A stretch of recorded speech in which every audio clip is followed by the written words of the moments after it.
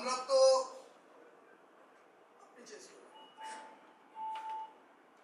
আমরা মূলত QCO change over, quick change over বা এসএমইটি নিয়ে অনেক স্টাডি করেছি, অনেকে আবার আমরা এটার সাথে অনেক ইউজ টু। তো আসলে আজকে এই বিষয়টা এখানে আমরা নিয়ে আসছি এই কারণে অল্প সময়ে যতটুকু বলার চেষ্টা করব একটা থিওরিটিক্যাল এবং আমাদের রিয়েল লাইফ কেস স্টাডির মাধ্যমে আমরা যেই ধরনের প্রবলেমগুলো পেয়েছি সেগুলো সমাধান করার জন্য। তো শুরু করা যাক।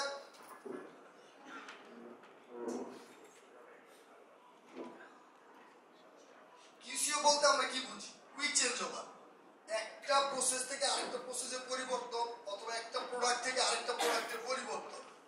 এখন এই কিউসিও কনসেপ্টটা কিন্তু এসএমইটি থেকে আসছে, যেটা single minute exchange of dies, যে আমার একটা প্রোডাক্ট থেকে আরেকটা প্রোডাক্ট বা একটা পজিশন থেকে আরেকটা পজিশন বা একটা ফর্ম থেকে আরেকটা ফর্মের পরিবর্তন সিঙ্গেল মিনিট হবে, সেটা 10 মিনিটের নিচে, দ্যাট মিন্স 9 থেকে যে কোনো একটা সময়ের ভিতরে আমরা এটা পরিবর্তন করতে যেন পারি।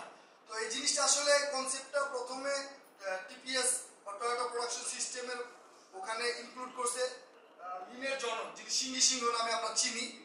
তো এখানে অনেকগুলো টুলস টেকনিক দরকার, সেগুলো আমি ওয়ান বাই ওয়ান বলবো। আসলে এই কিউসিও কেন দরকার? আমাদের কিউসিও দরকার হচ্ছে এই জন্য যে এটার একটা বেস্ট প্রিপারেশন দরকার, যাতে আমাদের চেঞ্জেস গুলো খুব দ্রুত হয়, কোনো অবস্টাকল না হয়, এবং এখানে আমরা লেস ডাব্লিউআইপি ইউজ করে আমরা কিন্তু কিউসিও করতে পারি।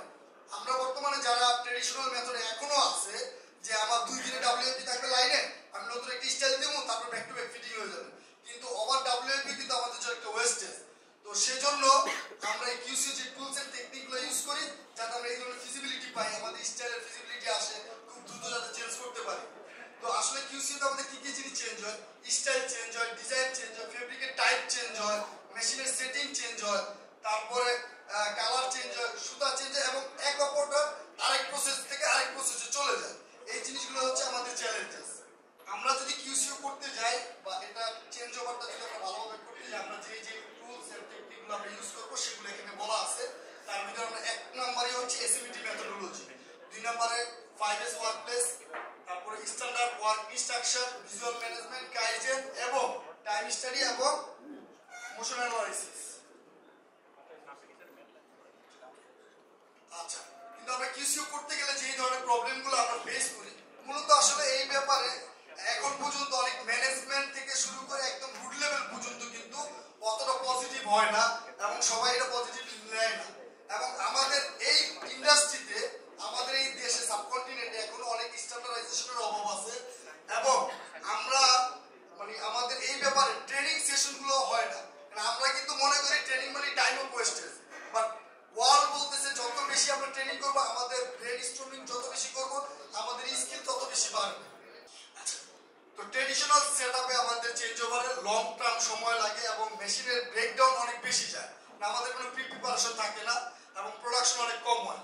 আর আমরা কিউসি অ্যাপ্রোচে যদি যাই, আমরা খুব দ্রুত চেঞ্জ ওভার করতে পারি, একদম আমাদের মিনিমাম ডাউন টাইম হয়, এবং আমাদের অ্যাক্টিভ যত ধরনের অপারেটর আছে সবাইকে আমরা অ্যাক্টিভলি ইউজ করতে পারি, অপটিমাম ইউটিলাইজেশন করতে পারি। তো আমরা যে মেথড ফাইনালাইজেশন করব, আমাদের এই কিউসিও টোটাল পলিসিতে আমাদের যে টুলসগুলো লাগবে এগুলো এখানে দেওয়া আছে, কিন্তু আমি এটা রিয়েল লাইফ কেস স্টাডি থেকে আপনাদেরকে দেখাবো। এটা হচ্ছে আমাদের ফ্লো চার্ট।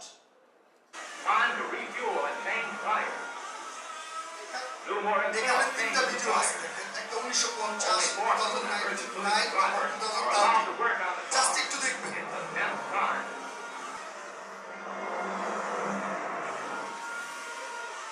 ভিডিও, ওখানে একটা গাড়ি সবকিছু চেঞ্জ করতে যতটুকু সময় লাগছে, সেম সময় 2009 সালে 3টা গাড়ি চেঞ্জ করতে পারছে, আর তার সেম সময় 2013 সালে অলমোস্ট 6টা গাড়ি চেঞ্জ করার মেথড চলে আসছে। তো এটার যে রিয়েল লাইফ, এখন আমরা রিয়েল লাইফে যেটা করেছি সেটাই আপনাদেরকে দেখাবো। সবচেয়ে একটা ইন্ট্রোডাকশন করে দিই। এটা সান্তাতে আমি যখন ছিলাম তখন আমি এটাতে খুব ইউজ টু ছিলাম, এবং আমার দুজন কলিগ আছে এখানে, senior colleague, they are very much use to, they are very much knowledgeable about that, because of এটার যে অ্যাচিভমেন্ট, এটা আমাদের সবার, আমরা তাদের কাছ থেকে শিখেছি এবং আমরা ইমপ্লিমেন্ট করেছি। তো কিউসি এর শুরু থেকে আমরা যেটা করব, একদম প্রথম আমরা মান্থলি যে স্যাম্পল রিভিউ মিটিং করি, তারপর আমরা উইকলি প্ল্যান তৈরি করব। উইকলি প্ল্যান থেকে আমরা এভরি উইক মেথড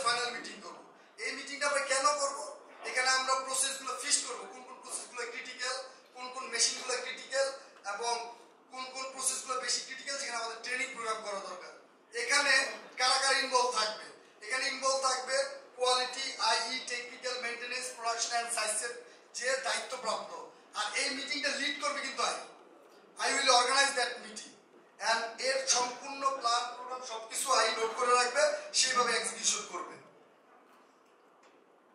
এটা হচ্ছে আমাদের মেশিন প্রিসেটিং প্ল্যান। আমাদের ওই মিটিং থেকে আমরা যে মেশিনগুলো পাইলাম, যে আমাদের ওই মেশিনগুলো কি কি সেটিং করতে হবে, এটা প্ল্যান করে আমরা এই প্ল্যানটা সার্কুলেট করে দিব। সেই অনুপাতে মেইনটেনেন্স এবং টেকনিক্যাল টিম প্রিপারেশন নেবে। এটা হচ্ছে আমাদের প্রিসেটিং, মানে মেশিনের যে মেশিন আমরা যে রেডি করব সেটা একটা মর্নিং মিটিং ডেইলি বেসিস, যে আমাদের আগের দিনের প্ল্যান ছিল কি কি মেশিন এবং পরের দিন আমরা ওই মেশিন কতগুলো রেডি হয়েছে এবং কেন হয় নাই। এবং সবচেয়ে মজার একটা ব্যাপার বলতেছি, এই মেশিন কিন্তু শুধু চাইলেও আমি রেডি করে রাখলাম, বিষয়টা এরকম না। অ্যাকচুয়াল ফেব্রিক দিয়ে অ্যাকচুয়াল মোকআপ তৈরি করে এটা কোয়ালিটি অ্যাপ্রুভাল নিয়ে রাখবে। আমি মেশিনটা যখন আমার লাইনে যাবে, plug and play, just plug করবো এবং প্লে করবো, দেয়ার ইজ এ কোনো লস টাইম থাকতে পারবে না। এটা হচ্ছে আমাদের কিউসিওর একটা অংশ, আমাদের প্রিসেটিং বোর্ড, এই যে ভিজুয়াল ম্যানেজমেন্ট যেটা বলছি, এখানে আমাদের প্ল্যান অনুযায়ী কোন ডেটে সাইজ সেট হবে, কোন ডেটে ফিটিং হবে, লাইন ফিটিং হবে, কোন স্টাইল, কয়টা মেশিন এবং সেটা স্ট্যাটাস আসলে রেডি আছে কি নাই, এটা যাতে আমাদের সিনিয়র ম্যানেজমেন্ট বুঝতে পারে কি ধরনের অবস্থাগুলোর জন্য আমরা এটা প্রিপেয়ার করতে পারি না, এটা আমাদের টাইমলাইন অনুযায়ী ঠিক আছে কি না। এটা হচ্ছে আমাদের অ্যালোকেটেড স্পেস, যেখানে আমরা মেশিন প্রিসেটিং করি। কারণ লাইনের মধ্যে চিন্তা করে যদি বা মেকানিজরা রেডি করে রাখবে, স্টিল আমাদের একটা চিন্তা আছে মেকানিজকে বলে দিছি তারা রেডি করে রাখবে, আসলে না, এটা একটা স্পেসিফিক জায়গা লাগবে। তারা অ্যাকচুয়াল ফেব্রিক দিয়ে মেশিনগুলো নিয়ে একদম প্রসেস রেডি করে রাখবে। এখানে ডেজিগনেটেড আমার স্পেস আছে প্রিসেটিং। এটা হচ্ছে ডুয়েবিলিটি মিট। আচ্ছা, ডুয়েবিলিটি সম্পর্কে কতজনের ধারণা আছে যে হোয়াট ইজ ডুয়েবিলিটি এবং এটা কেন দরকার? আমি জানি অনেকে হয়তো এটা নিয়ে কাজ করে না, বাট আমাদের কিউসিও যদি কিউসিওর মতো করে অ্যাচিভ করতে চাই তাহলে ডুয়েবিলিটি স্যাম্পল বানানো লাগবে। এটা হচ্ছে এক পিস স্যাম্পল, যেটা একটা টেকনিশিয়ান বানাবে, একটা লাইন চিপ বানাবে, এবং এটার মধ্যে থেকে সম্পূর্ণ মেথডগুলো ফাইনাল হবে। কোন কোন ক্রিটিক্যাল জিনিস কি আছে এটা একদম সমাধান করে আমরা মেথডটা ফাইনাল করে মেশিন রেডি করে যাব। লাইনে যাওয়ার পরে যেন এটা ভাবতে না হয় যে এই টাকটা একটু বাড়াই দিলে ভালো হইতো, এই টাকটা একটু কমাই দিলে ভালো হইতো, নিচের পার্টটা একটু টানতে হইব, উপরের পার্টটা একটু সারতে হইব, এটা যেন লাইনে যাওয়ার পর ভাবতে না হয়। এটা আগে আমরা কনফার্ম করে নিব ডুয়েবিলিটি বানানোর সময়। এবং এই ডুয়েবিলিটি বানানোর পরে লাইন চিপ আলাদা বানাবে, টেকনিশিয়ান আলাদা বানাবে, এবং হেড অফ কোয়ালিটি থেকে এটা অ্যাপ্রুভাল নিবে যে ইয়েস আমাদের যে ডিমান্ড কোয়ালিটি আছে ওই অনুপাতে যেন এটা বানানো হয়েছে। এটা হচ্ছে ওয়ার্ক স্টেশন লেআউট।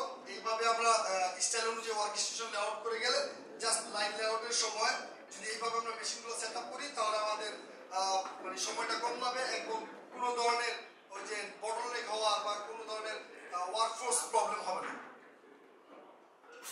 এটা হচ্ছে ক্রিটিক্যাল অপারেশন ট্রেনিং। ওই যে আমরা মেথড ফাইনাল মিটিং করেছিলাম, আমরা দেখেছি কয়টা প্রসেস ক্রিটিক্যাল আছে, যেটা কোন অপারেটরকে দিব, ওই অপারেটর অ্যালোকেটেড করে এই অপারেশনটা আমরা ট্রেনিং করাবো, মোকআপ করব, কোয়ালিটি এটা অ্যাপ্রুভাল নিব, দেন এটা আমরা প্রসিড করে দিব।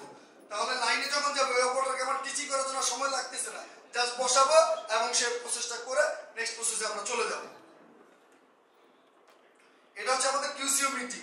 এই এত কিছু করলাম, ফিটিং শুরু করার আগে এটা চেক করতে হবে না? তো আমাদের এই কিউসিও মিটিং এর প্রত্যেকটা প্রসেস আমাদের প্রিসেটিং মেশিন রেডি আছে কিনা, আমাদের অ্যাকসেসরিজ আছে কিনা, আমাদের মোকআপ এগুলো অ্যাপ্রুভাল আছে কিনা, আমাদের টেকনিশিয়ান ডুয়েবিলিটি বানাইছে কিনা, যা যা প্রসেস আছে চেক লিস্টের মাধ্যমে আমরা এগুলো আমরা শেষ করব, চেক করব এবং সেটা অ্যাপ্রুভাল করে দেব। আচ্ছা, তারপর আমরা ফিটিং রেডি করলাম। এখানে একটা জিনিস আপনারা খেয়াল করবেন, যারা লাইন ফিটিং এর সাথে জড়িত তাদের প্রত্যেকের কিন্তু আলাদা ডেজিগনেটেড ড্রেস আছে। আমরা বুঝতে পারবো যে তারা কিউসি টিমের সদস্য, এবং ওখানে একটা প্রবলেম হইলে আমরা যাতে যাইতে পারি তার সাথে কথা বলে সাথে সাথে সমাধান করে দিতে পারি। এটা হচ্ছে ইয়ামাজুমি, লাইনের ক্যাপাসিটি গ্রাফ করব, করে ওইগুলো ব্যালেন্স করে দিব যে যে জায়গাতে আমাদের সমস্যা আছে। এটা একটা ইম্পর্টেন্ট জিনিস। এটা আমি এখন পর্যন্ত অনেক ফ্যাক্টরি ভিজিট করেছি, ম্যাক্সিমাম ফ্যাক্টরিতে এই কনসেপ্ট এখনো তারা বিশ্বাসী না। এটা হচ্ছে মেকানিক্স টুল কিটস বক্স। আমাদের রেগুলার যে ব্যাগ আছে এখানে মেকানিক্সের রেগুলার কাজ করতে যা যা লাগে সব আছে, বাট আরেকটা হচ্ছে ফর ফিডিং। আমার ওই যে ফিডিং এর সময় আমরা সবকিছু ফাইনাল করছি, তখন কিন্তু আমরা গাইড গ্যাস সবকিছু ফাইনাল করে নিছি যে আমার হ্যাঙ্গার গাইড কোন জায়গায় লাগবে, লেফট সাইড কোন জায়গায় লাগবে, রাইট সাইড কোন জায়গায় লাগবে। এগুলা স্টোরি কি আনতে এবং ইউজ করতে যে সময় যায় এই সময় লাগবে না, এটা মেকানিক্স ফিটিং এর সময় নিয়ে যাবে। তো এখানে আসলে এটার একটা রেজাল্ট দেওয়া আছে। আমরা নরমাল যদি একটা 5 পকেট ধরি, একটা 5 পকেটের নরমাল অপারেশন 30টা থেকে 35টা বেশি হয় না, বাট একটা 5 পকেট লেআউট করতে 9.66 আওয়ার, মানে অলমোস্ট 10 ঘন্টা লাগে। এখনো 10 ঘন্টা লাগে ফিটিং করে। বাট যদি আপনারা ভালো ভালো কোম্পানিতে যেতে গিয়ে দেখেন, শান্তাতে গিয়ে দেখেন বা সিকেডিলে গিয়ে দেখেন, একটা 5 পকেট লেআউট করতে 4.35 মানে 4.5 ঘন্টার বেশি সময় লাগে না। এবং এটার চলন্ত উদাহরণ আমি নিজে, যখন আমি টেকনিশিয়ান ছিলাম আমি করেছি।